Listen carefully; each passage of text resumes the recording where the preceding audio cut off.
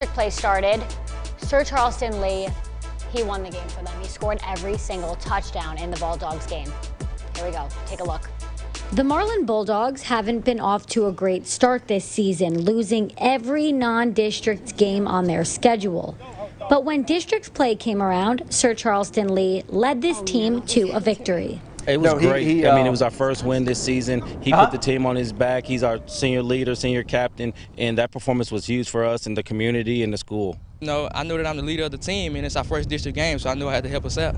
The senior running back had 17 carries for 230 yards, 5 touchdowns, 17 tackles, and 2 tackles for loss against Rosebud Lott, winning 33-0. But his teammates said he wasn't getting too confident with his performance. He wanted everyone to keep playing hard no matter what the score was. I just kept on showing us that he wasn't quitting, so even though the score or whatever it was, we were high up, he still wasn't quitting. We were still playing 100%. Oh, he's a great person. He's a great leader. He shows everybody not to, to practice hard, play hard, and to never quit. And while this is his senior season, Lee has playoff goals in mind, and his coach thinks college ball is next for him. I want my season to end, good. I want to go to the playoffs at least, so we come out here every day, and I push them to work hard. He's a college football player. Some coach is going to be lucky to get him.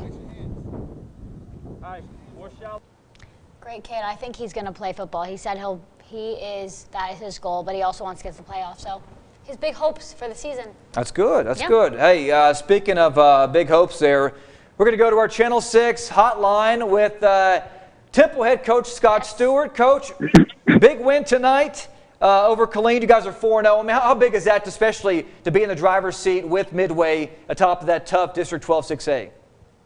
Well, I appreciate it, Nick, and it's nice. And I mean this, and it sounds cliche, but we're 1-0 this week, and that's all really I care about. I learned a hard lesson about worrying about playoff pictures and just, that kind of stuff a year ago. So our focus is 1-0. We did a good job of preparing. We went out and executed. Had some slip-ups in the first half on defense, but kind of shored those up and gave up 7 points in the second half. So I'm just proud of how our kids play, and I'm going to try to do everything I can to keep them focused on, one at a time. And what did you like about your team's effort tonight? Well, I mean, these kids play their guts out. I mean, we talk Temple tough all the time. We work out hard. We run hard. We do things that probably a lot of strength coaches wouldn't say is probably the proper or the healthy thing to do. But I think in 2019 there's still room for toughness in this world, and I think tough people win. So, I'm always proud of their effort, and knock on wood, that's something that we hang our hat on, and we're always going to play hard. You guys had a lot of positives tonight, but what are some of the things that you need to work on before you guys take on Ellison next week? Well, I mean, we've got to be consistent. We lit the world on fire in the first half on offense, and then we came out and kind of sputtered a little bit in the second half. Didn't play well at times on defense, and it was really just inconsistent. We've got 2 freshmen and 4 sophomores on the field, so sometimes that comes with it, but we just got to be more consistent. We played well at times, and then we gave up big plays at times, but then we played well in the second half on defense. So I think it's going to be just playing and play out, trying to put 4 quarters together and focusing on that. And what do you think the key to your team's success has been so far this season? Well, it's everything that I've always said is it starts and ends with the O-line. I mean, if those guys are road grading people and those guys are playing well, it tends to, we do the trucker horn pull is our symbol when we're trying to establish the run, and those kids take a lot of pride in that. And I've always said a football team goes as its O-line goes. So, I'm a defensive guy by trade, but I recognize what the offensive line does for a football team, and ours is playing well right now. We talked a couple of weeks ago when I was going to pay you a visit for a game of the week, and we spoke about how the parity in this district is crazy, and you're seeing just everybody beat up on each other. Again, can you just tell everybody just how dominant this district is? Because you cannot take a week off because, as you can see, anybody can get beat on any Friday night. No, I mean, we made some big plays early, and it the momentum kind of swung our way. But Killeen's a good football team, and everybody, you and I spoke that, ad nauseum. But you don't get a week off. I mean, anybody can beat anybody on any given Friday night, and this district is chock full of good football teams, good coaches, good players, and kids that are just athletic as heck. All right, Coach, we appreciate it. Coach Quillen wanted me to tell you hello. He said great win tonight, and he'll see you next week. All right, well, go Cats. All right. Thank you for what y'all do. Hey, we appreciate it. That's head coach Scott Stewart of your victorious Temple Wildcats. Yes, they're killing it this 4-0 season. in district play. They're tied with Midway. Of course, those two teams, I feel like they're gonna. they'll be on a collision Yeah. course here in a few weeks. Yes. So love Coach Stewart. He's been fantastic since he's been at Temple, and I mean, no surprise that they're atop the district standings. All right, speaking of Mr. Curtis Quillen, Where is he's he? out there freezing right now. Yeah, it's cold out there. Fair Park Field, Riesel High School. He's got He's his got jacket his on. jacket gained on layers now. as Hey, the look, night has drug along. Bosqueville, this is a big win for them, especially on the road. I mean, can they carry this momentum into next week and then the rest of the season? I don't think it's a matter of can they, Nick. I think it's more a matter of they kind of have to. Well, I'm used to that. I think it's more of a matter of they kind of have to. And hear me out on this, because on their schedule still remains really just one major test, and that would be Bruceville. Itasca and the explosive running back the Wampus Cats have, that's behind them. The Gladiators of Italy, led by a state championship caliber coach, they're behind them. Riesel, behind them now. Bruceville, that's a Week 10 matchup. They get a bye October 25th, so if my math is doing me correctly, they're coming out of a bye to face the Eagles, who right now are sitting in the catbird seat in this district, so I think they have to use next week. It's either Axel or Moody, I believe, next week. I think they need to use that game as a chance to build toward that Bruceville game, and the open week probably could not come at a better time than playing the team that's going to be sitting in first place if everything shakes out the way we think it's going to come Week 10. Playing a tough non-district schedule, and right now, as you see, they're reaping the fruits of their labor because paid off. big win tonight. It's not going to get any easier, but I'll tell you what, every win is so important, especially with only 3 weeks left in the season. Yeah, and you mentioned that non-district schedule. If you run through it, they start the season with the #1 team in 2A Division II, the preseason favorite to win a state championship, their arch nemesis from across McLennan County, Mart, a team that's currently sitting at #3 in 2A Division II. Okay, so then Week 2 they go to McGregor, a team with almost double a school with almost double the enrollment that Bosqueville has. So that's another really tough challenge because, guys, it doesn't matter how good a team really is. When you've got double the kids your opponent has, life's a little easier as a football coach. And then after that, they go and they drub Riker. It was the teacher drubbing the pupil because Tyler Holcomb was the offensive coordinator on that sideline last year, coaching this Bosqueville team. And then after that, this has been a team that has been as battle tested as it gets. Rogers was their final non-district game. A Rogers team that's top 5 in 3A Division II and looks like it's going to win 3A Division II, especially since the Eagles got the first bye in that district. So Bosqueville's as battle-tested as it gets. Yeah, the Italy game last week did not go at all how they wanted. 44-43 in overtime, I believe, at home. They have the weird thing about Bosqueville is I wonder if Clint Zander wants to get on a bus every Friday night the rest of the season because, guys, they are all their wins have come on the road. Yeah, all 3 of them. So it's interesting. Looking at the schedule, I'm trying to pull up their schedule. The rest of the year. So they should win 2 of their next. Well, actually, they should win 2 of their next 3 games. Then they have a bye, They have Moody next week, which should be a win. They have a bye. And then they have Bruceville. They go to Bruceville, which I don't think they're going to win, and then they're at home against Axtell. So that should get them in the playoffs. They're going to win against Moody and that Axtell. Bruceville game's a toss-up to me. I think that's a pick-em. I really do. I think that's a pick-em, even at the Eagles' nest there in Bruceville. So Bruceville is the only one. And I think those 2 wins, you win 2 out of the next 3, They'll still you're get in the to the playoffs. playoffs, You have the tiebreak over Riesel. Yeah, I think so. I think we know who the playoff teams in this district are, guys. I think we know that it's going to be Bruceville, Italy, Riesel, and Bosqueville in the playoffs, barring injuries and shakeups, because if the right injuries happen, Itasca's there ready to pounce on an opportunity to get into the playoffs. So I think we know who the playoff teams are probably going to be. I think it's 5 teams for 4 spots, but I think it's really like the 4 playoff teams and a gap in this district, and there's probably 7 coaches in that district lining up behind me to kick me in the face because I said that, but I think it's true. But this district is kind of interesting. It's one of those where, realistically, any of those 5 can beat any of those 5 on any given night. But at the same time, you kind of have favorites that you think at this point. I think, we knew Bosqueville was going to be pretty good this year. I don't think we saw them being this good. I don't think we saw them beating a top 10 team in 2A Division II at home. I don't think we saw them being in the catbird seat, beating Italy, who's coached by that, I cannot for the life of me remember his name. Me but neither. He came over from Tennehaw right after though. the Tigers at Tennehaw. Yeah.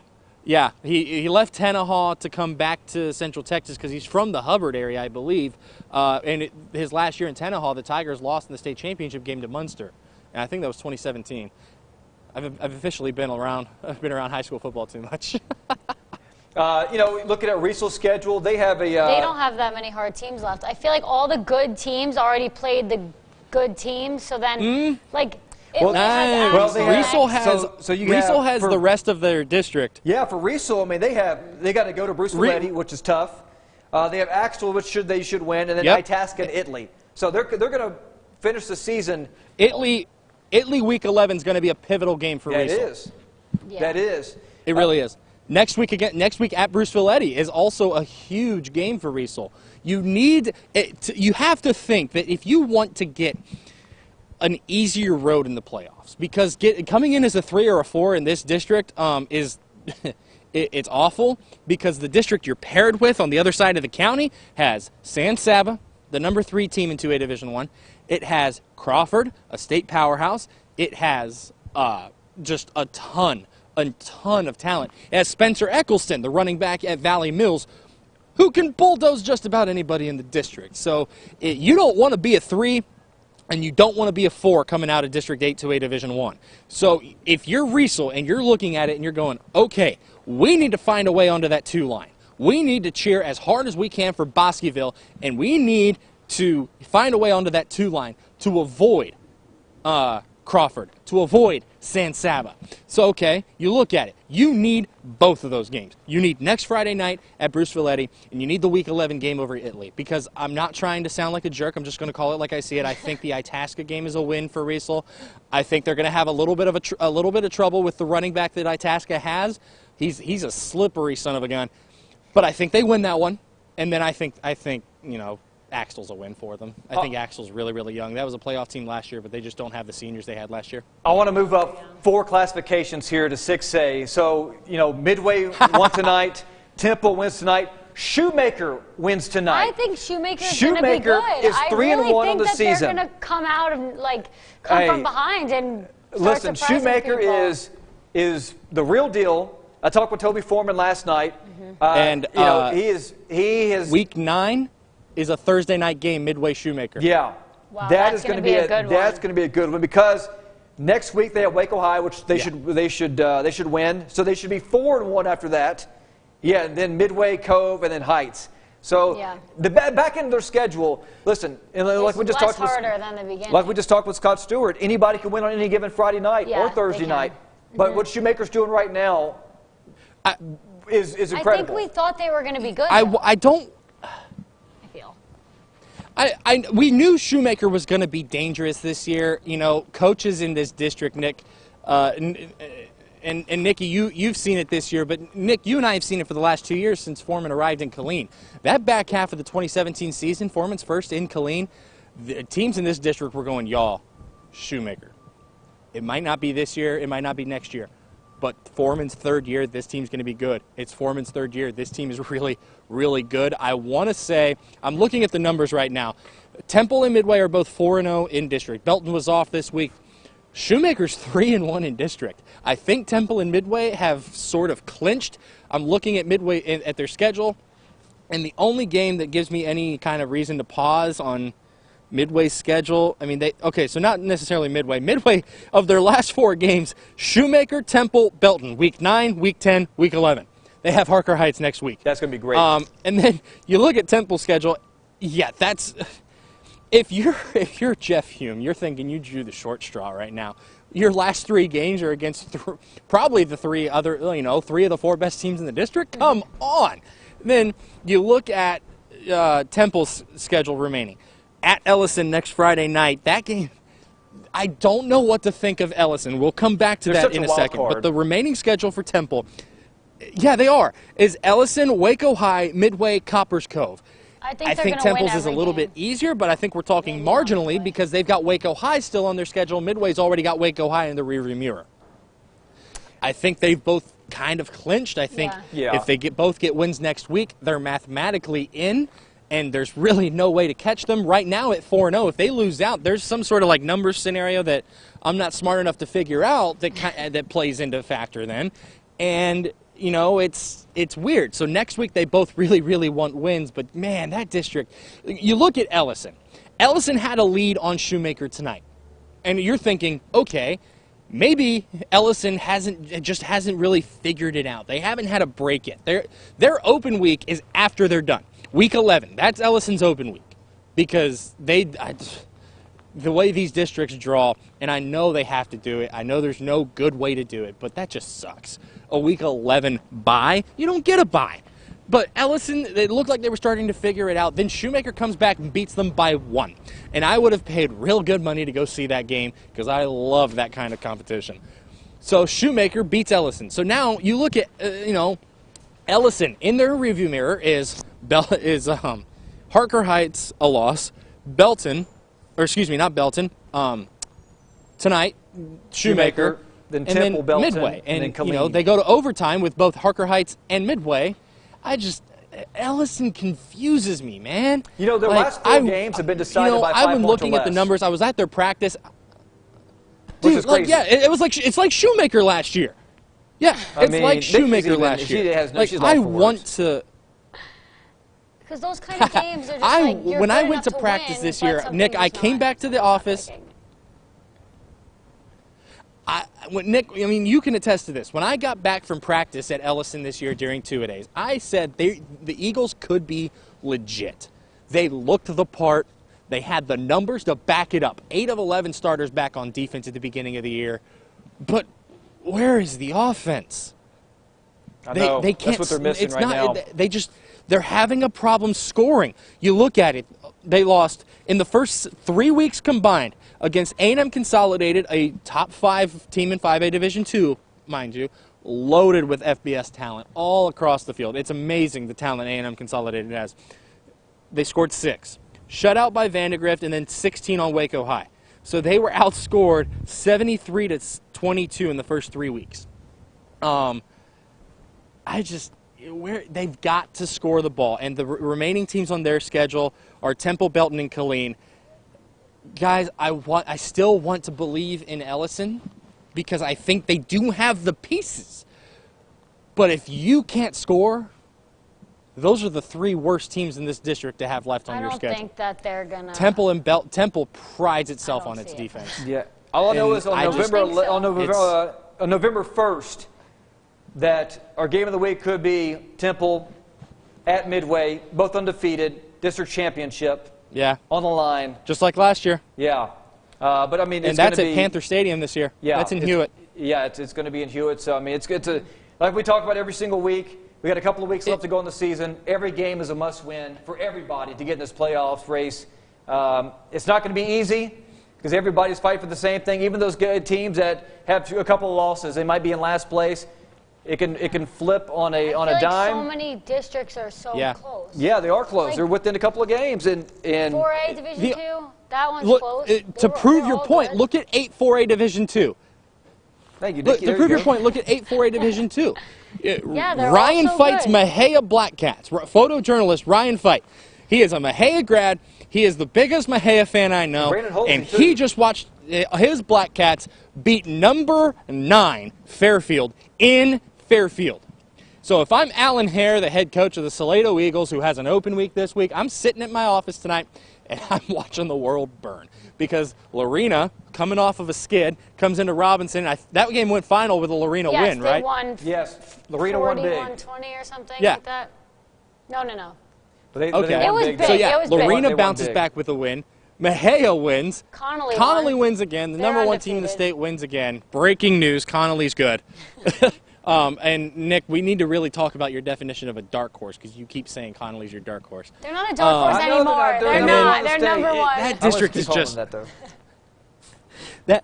That district it melts my brain. It makes my brain hurt. I'm looking at it, and I think I tweeted out a GIF of somebody trying to do a puzzle, like one of those 1,000-piece puzzles you do on your dining room table. And they just have the outside. And I was like, here's a live look at District 848 Division 2, because what in the heck is going on in that district? Because I think we know Connally's the favorite. And yeah. LORENA was on a 2-game losing streak, and then they came out today and they looked so good. So I feel like some losses they came out swinging. Nikki, you hit the nail on the head. You really did. Some losses just don't make sense. They don't. That LORENA loss to Fairfield doesn't make sense. The LORENA loss to China Spring to open the season doesn't make sense. The skid China Spring is on. That doesn't make sense. Yeah. Yeah. I told you, man, it's wacky. So, we got a couple weeks left to sort this thing out. So. And keep in mind that District 548 Division 1 open tonight, Nick, and La Vega starts district play next week. I think they're the clear favorite in that district, but I think Stephenville flexed tonight and proved that they are going to contend. And that game is in Stephenville next week. Yeah, they beat China Spring by 7 tonight. So China Spring can't get it to click this year. Yeah, they're just not clicking right now. They got to get it together, though, or else they're going to find themselves on the outside looking in. I think China Spring knows it's still got a playoff spot because, you know, Gatesville is just super young. The Hornets are starting 6 sophomores on offense. It's a rough year for Gatesville. They need to figure out what's going on. It is. Because you can get to the playoffs, but then you're going to lose in the playoffs. I mean, never know. You just never know. You do have to figure it out. I agree with you there, but if you look at last year under Brian Bell, China Spring figured it out week 10. And then they got into the postseason. They upset Ben Brook, the nation's leading rusher. And then week 13, they ran into Argyle. So, China Spring, they were a late season bloomer last year. The private schools they played were really good. Alvarado, really good. China Springs played a good schedule. I'm not panicking. I'm not panicking at 2-5 with the Cougars. Brian Bell, if you're watching, I'm looking straight at you. You guys are fine. 2-5. I'm not hitting the panic button. I'm not hitting the panic button if I'm in Carolina Blue in West McLennan County at all, because we were a late season team last year. They have a bye late in the season. They can figure it out then. All you need is one win to get it going. Yes, I think that they're just on like a little. This is a brutal district. They still have to play Brownwood and La Vega. Yeah, Brownwood, of course, they flexed their muscles tonight, put up a lot of points. La Vega is just a flex. Dude, we can do this all night, my man. Hey, great work again. Bosqueville, another road team. I don't know how many road teams have won our game of the week. I think everything except maybe one or two. It's just been crazy. Been a crazy year for us. Week 1, road team. No, week 1 was the home team. Yeah. Week 2 was the road team. Week 3 was the road team. Week 4 was the road team. Yeah. Who was week 5? I'm not sure. I think everyone was the road team. Everything runs together now. And last week was the road team. So no more than 2. I think home teams are 2-5 in the game of the week. So if you're picking, if anybody's watching and they see us, and if we pick a game of the week, road team's going to win. We'll just if you're on the road and you're the game of the week, you're the favorite to win. I know. Well, Curtis, don't say that. I know. Don't say that. Curtis, hey, my man, good job out there. You and Ryan fight. I know it's pitch black out there. And you're Can't probably see anybody. Cold. Yeah, you're probably cold out there. Great work. We'll see you back here at the office. Week 8 next week. I can't believe it. Week 8. It's flying. It's crazy. Flying by. I didn't believe you guys. I didn't believe you, but it's fast. Hey, tell Ryan fight. Great job, and we'll see you guys later on. Yes. All right, that does it for Week 7, Friday Night Lights. I'll tell you what, a few weeks left. It's going to be awesome. It's crazy. Great week. What else? All right. Well, it's coming up fast. Nikki Latarillo, Nick Canizales, Curtis Quill, and Ryan Fight. Everybody out here. We'll see you next week, Week 8, Under the Lights.